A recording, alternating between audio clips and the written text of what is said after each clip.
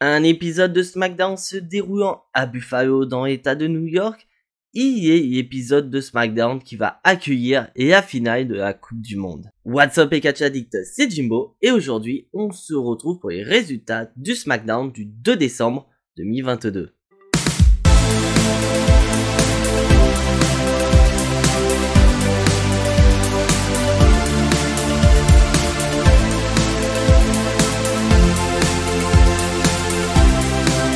Et on commence aussitôt cet épisode de SmackDown avec la Bloodline, Sami Zayn, les Usos et Solo Sikoa. Sami Zayn va commencer par prendre le micro et commencer à parler des Usos et de leur règne historique en tant que champion tag team. Mais Sami Zayn va se faire interrompre par Jimmy Uso, un Jimmy Uso qui va rappeler ce que Sami Zayn a fait lors des Survivor Series The War Games et que c'est littéralement lui le MVP de ce combat et que si Sami Zayn n'avait pas fait ce qu'il avait fait, la Bloodline aurait potentiellement perdu cette confrontation. Et Jey Uso va prendre à son tour le micro en disant que c'est vrai que pendant plusieurs mois, il ne supportait pas Sami Zayn, il ne le tolérait pas en tant que membre honoraire de la Bloodline, mais avec ce qu'il a fait au Survivor Series The War Games, Sami Zayn a gagné le respect de Jey Uso et que maintenant Sami Zayn est un membre à part entière de la Bloodline, y est Sami Uso. Et après ce beau discours de la part des Usos, on a cette poignée de main entre Sami Zayn et les Usos. Et là où vraiment je suis mort de rire par rapport à cette séquence, c'est que Solo Sikoa, lui, n'a pas bougé depuis le début. Il est muet comme une porte de prison. Il est vraiment présenté limite comme garde du corps de la Bloodline. Mais malheureusement pour la Bloodline, ces derniers vont se faire interrompre par les Brawling Brutes, Sheamus, Rich Holland et Butch. Et Sheamus va dire très clairement qu'il n'est pas là pour discuter, il est là pour se battre. Et donc on enchaîne aussitôt mes chers amis catch addicts avec le premier match de cet épisode de SmackDown qui va opposer Sheamus à Sami Zayn. Un plutôt bon match entre les deux catcheurs. Et comme vous vous y attendez, on a les Brawling Brutes et la Bloodline qui sont aux abords du ring. Et c'est sans aucune surprise que la Bloodline et les Brawling Brutes vont finir par se taper dessus. Mais dès que Solo Sikoa va intervenir, et bah il va faire le ménage à lui tout seul, laissant les portes ouvertes aux Usos. Et c'est sans aucune surprise que les Usos vont intervenir dans le combat et Jey Uso va porter un super kick à Sheamus permettant à Sami Zayn de contrer avec un roll-up pour le compte de 3. Donc grâce à une intervention de Jey Uso, Sami Zayn remporte le combat et c'est vrai que j'adore ce qui se passe autour de Sami Zayn pour le moment, mais je ne vais pas aller plus loin concernant Sami Zayn, je vous réserve une vidéo qui sortira la semaine prochaine. Donc restez connectés mes chers amis catch addicts. Mais avant de passer au prochain combat, on se retrouve en backstage avec notre cher ami Bray Wyatt. Un Bray Wyatt qui va dire très clairement qu'il n'a rien à voir par rapport à l'agression d'LA Knight. Car si c'était lui qui avait agressé LA Knight, tout le monde aurait deviné. Là où vraiment j'ai été très intrigué du discours de Bray Wyatt, c'est qu'on voit que Bray Wyatt est limite taré, il est limite en train de basculer du côté obscur, mais ce n'est pas du tout le cas car justement Bray Wyatt va envoyer un message à son côté obscur en disant qu'il lui a fait mal. Donc après, reste à voir ce que WWE compte faire de Bray Wyatt car selon les rumeurs, on devrait avoir un Hell in a Cell match au Royal Rumble et très clairement, qui d'autre que Bray Wyatt ne serait pas concerné par cette stipulation face à LA Knight. Franchement, je pense que ça va être le cas. On va se diriger sur Bray Wyatt contre LA Knight dans le Hell in a Cell au Royal Rumble. Qu'en pensez-vous mes chers amis catch addicts? Et bon, on repart dans le ring avec un match qui va opposer Shayna Baszler à Emma. Une Emma qui va être en backstage, qui est en train de se préparer, mais elle va se faire rejoindre par Madcap Moss. Et pour ceux qui ne savent pas mes chers amis catch addicts, Emma et Madcap Moss sont vraiment ensemble dans la vie privée. Un Madcap Moss qui va encourager Emma. Et ce dernier va être récompensé par un petit bisou sur la joue. Que c'est beau. Et on enchaîne aussitôt avec le combat. Et bien qu'Emma tente de venir à bout de Shayna Baszler, c'est sans aucune surprise Shayna Baszler qui porte sa prise de soumission à Emma pour la soumission finale. Mais c'est l'après-match qui va être très intéressante car Shayna Baszler n'en a pas fini avec Emma et elle veut littéralement lui péter la gueule. Et on a Shotzi qui va venir à la rescousse d'Emma. Et bordel, quand j'ai vu ça, j'ai eu limite peur de repartir sur une rivalité entre Shotzi et Ronda Rousey pour le titre féminin de SmackDown. Sauf que l'intervention de Shotzi ne sert à rien parce que elle-même, elle va se faire démolir la gueule par Shayna Baszler. mais Shayna Baszler a oublié qu'il y a quelqu'un qui a une dent contre elle et contre Ronda Rousey, et c'est sans aucune surprise que Raquel Rodriguez va arriver avec un bras en moins, mais venir sauver ses copines, provoquant ainsi la fuite de Shayna Baszler. Mais une fuite quand même stratégique de la part de Shayna Baszler, car cette dernière a vu qu'elle était en infériorité numérique, donc elle a préféré fuir plutôt que de combattre. Et on nous a annoncé la semaine prochaine que Shotzi fera face à Shayna Baszler. Donc je sais très bien que Shayna Baszler va remporter le combat, mais on voit très bien qu'après cette séquence, on aura Ronda Rousey contre Raquel Rodriguez au Royal Rumble, sachant que oui, elle est blessée, mais selon les dits de la WWE, Raquel Rodriguez en aurait que 6 semaines, donc ce qui colle largement avec le Royal Rumble qui aura lieu dans 2 mois exactement. Donc on aura certainement une rivalité entre Raquel Rodriguez et Ronda Rousey pour le titre féminin de SmackDown qui est entièrement prévisible, parce que je vous cache pas, qui d'autre que Raquel Rodriguez pourrait actuellement rentrer en rivalité avec Ronda Rousey. Même si on pourrait avoir Ronda Rousey contre Shayna Baszler, je pense que très clairement la WWE a loupé son coche sur cette rivalité.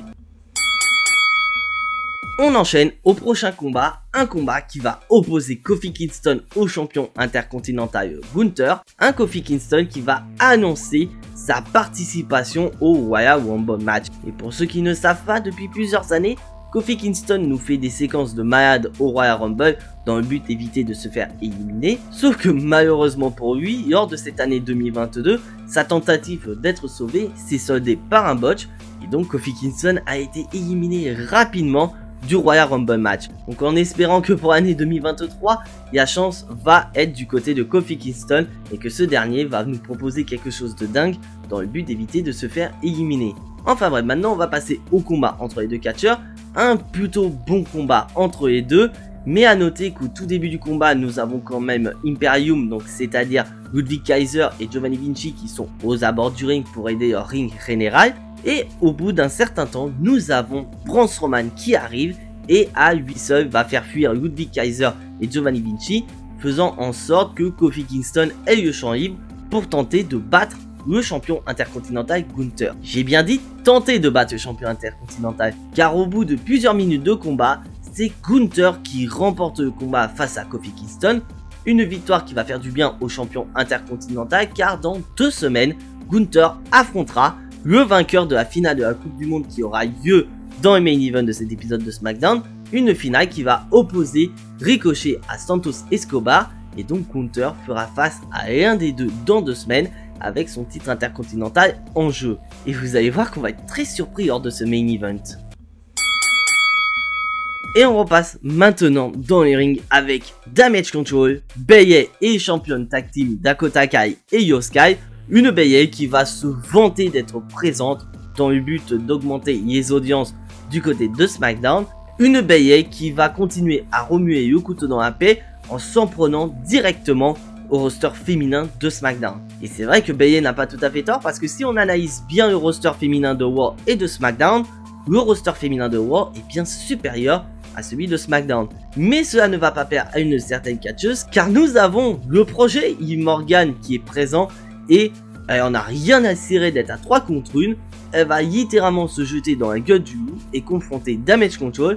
Une confrontation perdue d'avance puisque étant en infériorité numérique, Liv Morgan n'avait aucune chance de battre Damage Control. Mais c'est sans compter un retour, car nous avons le retour de Tegan Nox qui arrive et qui va venir au secours de Liv Morgan. Et qui va aussi se rappeler qu'elle a une grosse rivalité avec Dakota Kai du côté de NXT. Mais malheureusement pour Tegan Nox, Liv Morgan avait pris cher, donc elle se retrouve toute seule face à Damage Control. Mais c'est sans compter Liv Morgan et son côté taré qui va arriver avec un kendo stick et réussir à faire fuir Damage Control. Et d'un côté, je trouve ça assez logique d'avoir Damage Control du côté de SmackDown, du fait que d'un côté on a Io Sky et Dakota Kai qui sont championnes tag team, ce qui leur donne le droit de bouger dans les 2 rosters. Et surtout, ce serait un peu con d'avoir Damage Control sans son leader Bayley. Donc pour moi, ça reste assez logique que Bayley soit du côté de SmackDown. Après, il ne faut pas oublier que Bayley est en rivalité avec Becky Lynch. Mais du côté des championnes, on peut très bien imaginer une rivalité face à Tegan Nox et Liv Morgan pour les titres féminins de la WWE. Et d'ailleurs mes chers amis catch addicts, n'hésitez pas à me dire dans les commentaires comment avez-vous trouvé le retour de Tegan Nox. Et c'est vrai que le nom de Tegan Nox faisait du bruit du côté de WWE depuis de nombreuses semaines. Et avant de passer au main event de cet épisode de SmackDown, on a une vidéo où Karrion Kross va annoncer sa prochaine cible et on peut voir Scarlett avec une carte qui est à l'effigie de Rey Mysterio. Donc on peut supposer qu'avec cette vidéo, la prochaine cible de Karrion Kross n'est ni plus ni moins que Rey Mysterio. C'est peut-être un moyen d'occuper d'un côté Karrion Kross et du côté Rey Mysterio pour sa rivalité face à son fils à WrestleMania. C'est une forte possibilité. Mais bon, il est temps maintenant de passer au main event de cet épisode de SmackDown. Une finale qu'on ne verra pas cette année au football car certes les Américains sont qualifiés, mais les Mexicains ne sont pas restés forts. Une confrontation qui va opposer deux cruiserweights avec d'un côté Santos Escobar qui va représenter le Mexique et Ricochet qui va représenter les États-Unis. Et bien sûr, à noter que nous avons tout les Legado del Fantasma qui sont présents aux abords du ring et Zelina Vega au niveau de la table des commentateurs dans le but de soutenir leur leader. Et dès le début du combat, on va avoir la Legado del Fantasma qui va intervenir dans le combat, mais malheureusement pour eux, l'arbitre l'aura vu et va décider de les renvoyer dans les vestiaires, Zelina Vega inclus. Et donc suite à cette exclusion, on a un match 1 contre 1 entre Santos Escobar et Ricochet. Et bordel de merde, c'est un excellent combat entre Ricochet et Santos Escobar. Et vraiment, on a cette aura de Coupe du Monde qui est bien meilleure que les fois précédentes. Parce que je vous rappelle, mes chers amis catch addicts, que la finale de la dernière Coupe du Monde opposait Dolph Ziggler à Shane McMahon. Donc quelque chose qui n'était pas du tout intéressant. Tandis que là, on a vraiment un excellent combat qui ressent quand même l'enjeu de ce combat. Car pour rappel, le vainqueur de ce combat aura une opportunité face à Gunther pour le titre de champion intercontinental. Donc les deux catcheurs veulent se dépasser et c'est sans compter l'effet de surprise. Car à la surprise générale, Ricochet va porter son fort 50 splash sur Santos Escobar pour le compte de 3. Oui, vous avez bien entendu mes chers amis catch addicts, Ricochet bat Santos Escobar, remporte la Coupe du Monde et devient par-dessus marché le challenger numéro 1 au titre intercontinental de Gunther. Un champion intercontinental qui va revenir et qui va confronter son prochain challenger. Donc c'est officiel mes chers amis catch addicts, dans 2 semaines, on aura Ricochet face à Gunther pour le titre de champion intercontinental. Et c'est vrai que pour être honnête avec vous mes chers amis catch addicts, je suis assez surpris de cette victoire de Ricochet. Car c'est vrai, comme pour beaucoup d'entre vous, je voyais Santos Escobar battre Ricochet car je voulais voir une rivalité entre Imperium et la Legado del Fantasma. Parce que c'est vrai que la Legado del Fantasma, depuis qu'ils ont mis les pieds dans le roster principal, ils ne font pas grand chose. Et une rivalité contre Imperium aurait été géniale. Mais d'un autre côté, voir Ricochet revenir en tant que challenger numéro 1 au titre de champion intercontinental de Gunther ne me dérange pas. Bien au contraire, parce qu'on voit très bien que Ricochet il est présenté comme le underdog de ce tournoi. Parce que quand tu analyses le parcours entre les deux catcheurs, c'est vrai que Ricochet a eu plus de difficultés que Santos Escobar. Car pour rappel, Ricochet a quand même viré Braun Strowman la semaine dernière en demi-finale pour être présent. Bon, ce qui n'est pas n'importe quoi. Alors que Santos Escobar, lui, s'est payé Shinsuke Nakamura et Butch. Donc je dis ça, je dis rien, mais Ricochet, il a quand même un sacré parcours. Ça, je dis rien, mais quand même, Ricochet, il a fait un bon gros upset pour ce tournoi. Et maintenant mes chers amis catch addicts, il est temps de passer au bilan de cet épisode de SmackDown. Un épisode de SmackDown que je trouve plutôt correct dans l'ensemble, avec un bon opener qui présente très clairement que la Bloodline est l'événement principal du côté de la WWE. Et j'irai même beaucoup plus loin, c'est Sami Zayn, l'événement principal du côté de la WWE. Et c'est vrai que c'est assez intriguant parce que à la base, la Bloodline sont censés être des heels. Mais quand ils se font interrompre par Sheamus, et bah tout le public est contre Sheamus, alors qu'à la base Sheamus c'est le face dans cette rivalité, et que là les fans le mettent vraiment en tant que position de heel. Mais c'est vrai que je veux voir la suite pour Sami Zayn, mais je vous réserve une vidéo la semaine prochaine, car on a énormément de rumeurs concernant Sami Zayn, Kevin Owens, Roman Reigns, mais je n'en dirai pas plus. On a un match féminin qui est pas très intéressant, et on voit très clairement que du côté du roster féminin de SmackDown, Raquel Rodriguez est la seule qui est assez puissante pour aller affronter Ronda Rousey dans le futur, ce qui fait qu'il y a un manque flagrant de star power du côté de SmackDown, un manque de star power que Bayley ne va pas se gêner de dire lors de sa promo, un retour de Tegan Nox que je trouve plutôt moyen, parce que c'est vrai que je voulais voir Tegan Nox certes de retour à la WWE, mais dans d'autres circonstances, parce que les fans n'étaient pas du tout emballés par le retour de Tegan Nox, ce qui fait que pour moi son retour est plus ou moins raté du côté de SmackDown. Et surtout qu'on a ce main event de taré entre Ricochet et Santos Escobar, avec bien sûr l'expulsion de la Legado del Fantasma dès le début du combat, ce qui fait que nous avons un excellent combat entre les deux catcheurs. Et j'ai beau le répéter depuis de nombreuses années, Ricochet est sous-estimé depuis plusieurs années à la WWE, et que on voit avec ce combat que Ricochet a quand même un certain talent. Donc pour ceux qui n'ont pas vu le main event entre Ricochet et Santos Escobar, on sait le voir, c'est une dinguerie. Et c'est vrai que je suis assez étonné de voir Ricochet récupérer cette opportunité face à Gunther. Mais bien que j'adore Ricochet, je ne pense pas que Ricochet va remporter le match face à Gunther et devenir une nouvelle fois le champion intercontinental. Car concernant Gunther, on a pu voir lors de ce combat que la WWE est en train de nous teaser une rivalité avec Braun Strowman. Car on voit que WWE est en train de nous teaser une rivalité entre Gunther et Braun Strowman pour le titre de champion intercontinental qui pourrait arriver au Royal Rumble. Je pense que ce match dans 2 semaines entre Gunther et Ricochet va juste servir à allumer la mèche entre Braun Strowman et Gunther, et qui pourrait aboutir à un match entre les deux, car depuis plusieurs semaines Gunther a peur de Braun Strowman, il veut y éviter. C'est pour ça qu'il est intervenu la semaine dernière en demi-finale pour pas affronter Braun Strowman pour son titre de champion intercontinental.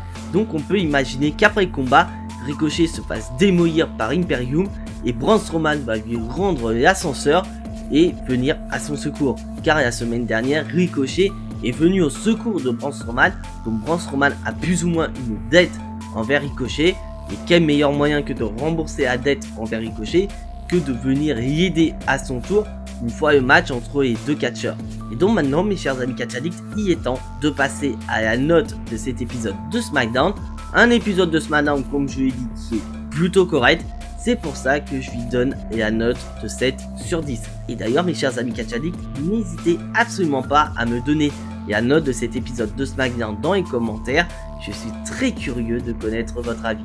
Et donc voilà, mes chers amis catch addicts, c'est tout pour cet épisode de SmackDown. Si bien sûr tu n'es pas abonné, je t'invite à le faire, c'est entièrement gratuit, ça soutiendra la chaîne.